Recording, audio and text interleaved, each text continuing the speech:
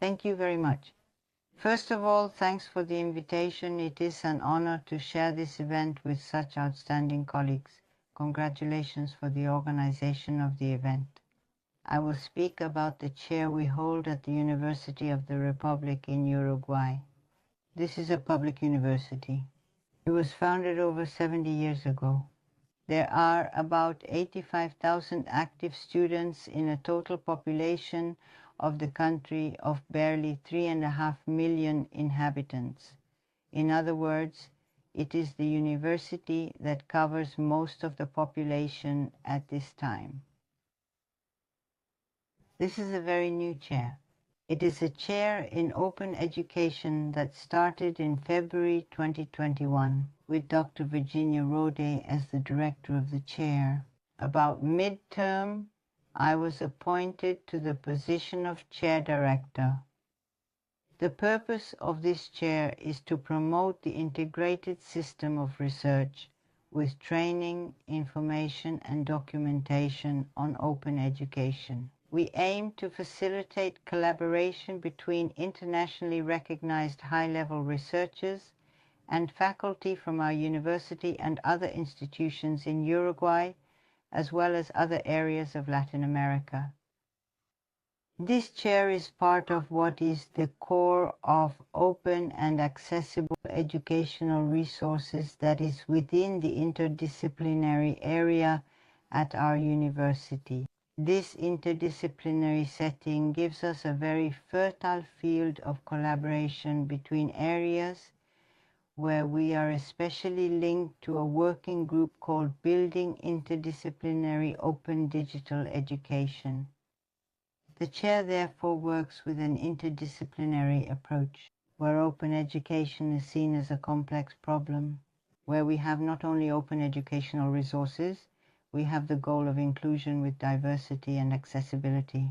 We have the goal of addressing open pedagogies, all with ethics and digital rights, supported with digital technologies as it cannot be otherwise at this time, mainly encouraging open communities of practice. With this interdisciplinary and intersectorial approach, because not only do other areas of the university participate in these interdisciplinary spaces, where we have, for example, sociologists participating, of course, education professionals, but also computer engineers and information science professionals, and also have organizations from the social area such as Creative Commons or data and social rights organizations.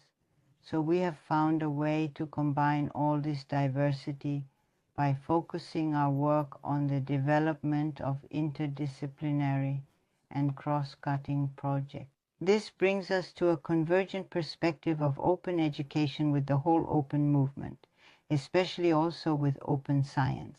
The design of these projects are action research projects, a transformative research generally with an advocacy.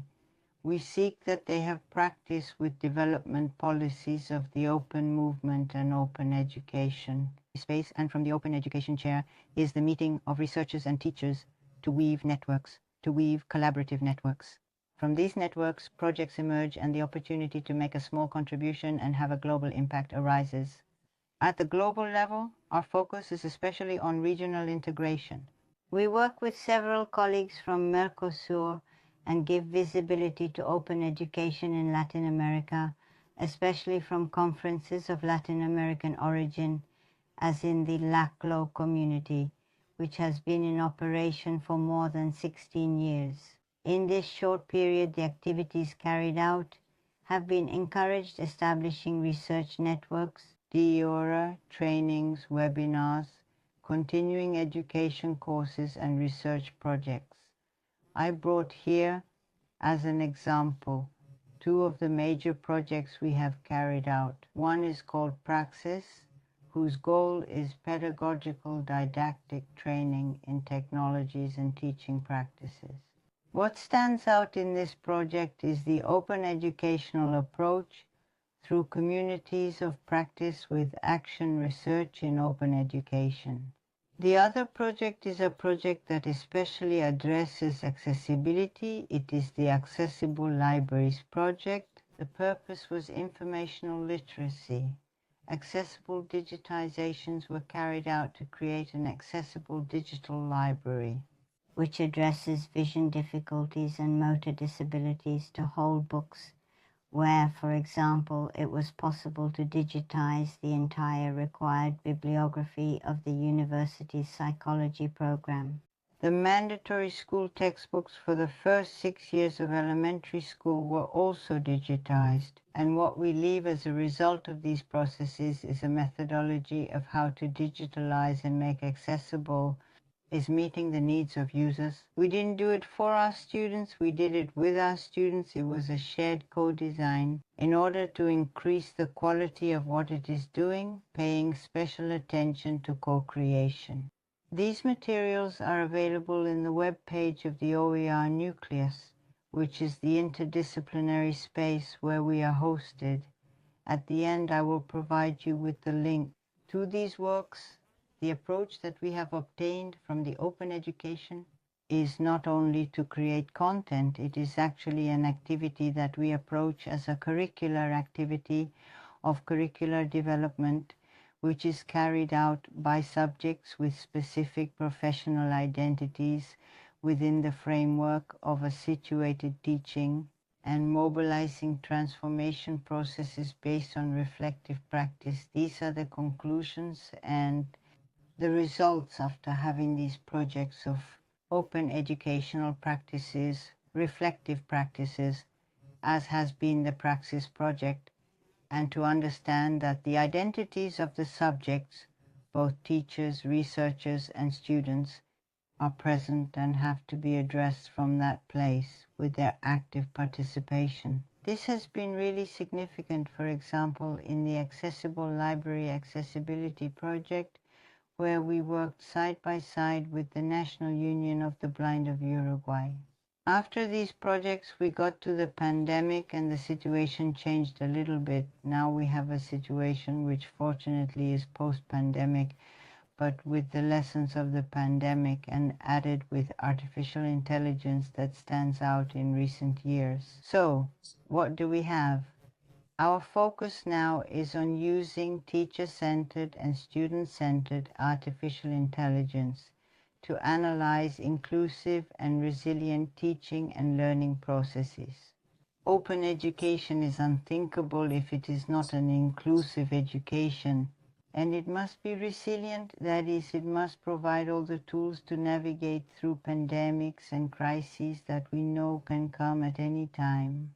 With these objectives, our current structure, our field of work, is designed on 3 areas based on ethics and digital rights, open education, and open science in alignment. Remember, we want the joint efforts of researchers and educators and the development of digital media and educational technologies in order to have sovereignty and be able to have the desired inclusion.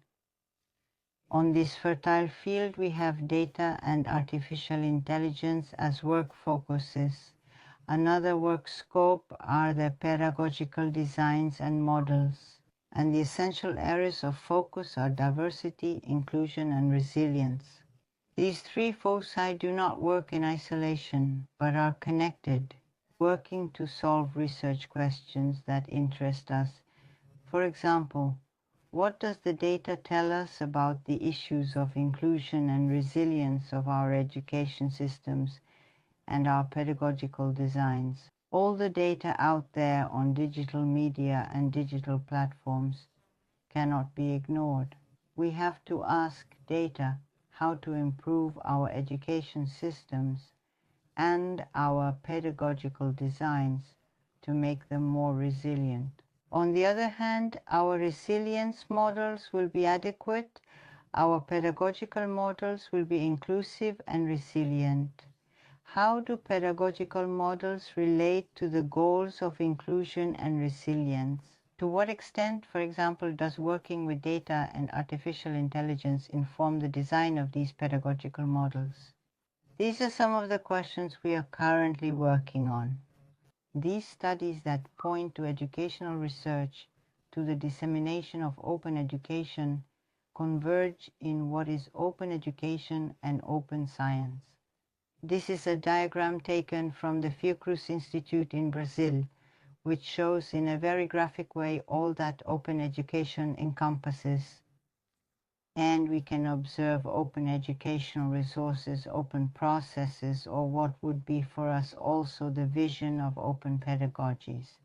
And this open research must be conducted in accordance with good practices, with fair properties, where the fair properties practically converge on what are the properties of open educational resources, making all research easy to find, accessible, reusable throughout the production of its data and processes, and reusable, not only released with clear and accessible licenses, but also with possibilities to be reused accurately in a relevant way, supported with metadata descriptions.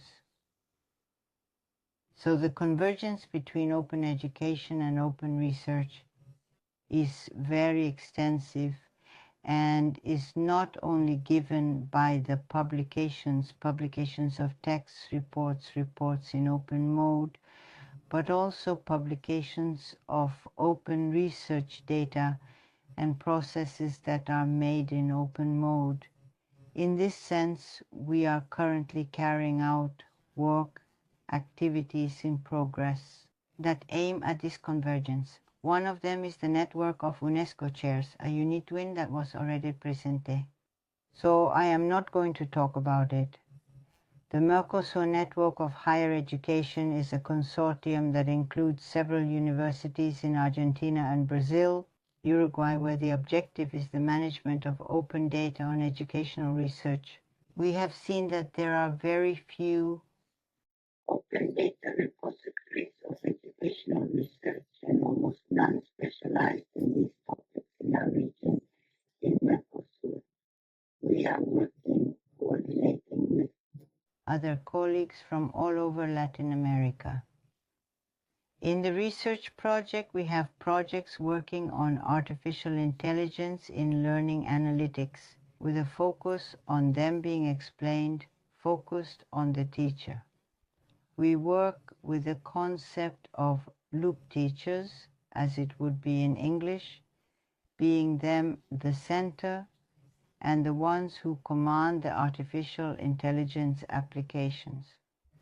In this case, for learning analytics and also for educational reader systems. The topic of co-production and co-design of educational software has been our mission since the foundation of the chair, and we currently have 2 prototypes already in use. One of them is a tool for the design of courses by teachers that are assisted by a referral systems that can help when there is not enough training on, for example, what is an OER, where can I find it? Or how can I incorporate activities to make my design more diverse by responding to diversity? How can I open up my course to the students' diversity? And a mobile application for auditory training completely open, and a co-design with music students and teachers. The interdisciplinary, cross-cutting work, the convergence with the open movement. And above all, I would like to highlight now active research and the political impact, the meeting point for networking and regional and global integration. Thank you very much for your attention. Thank you very much. I am sorry to have interrupted you, but we are already out of time. I will leave you with a phrase that I think defines very well everything you have been explaining and what is the spirit of your chair, which is a meeting place to weave networks. You can really see that they are weaving these networks and are working on the need for open science.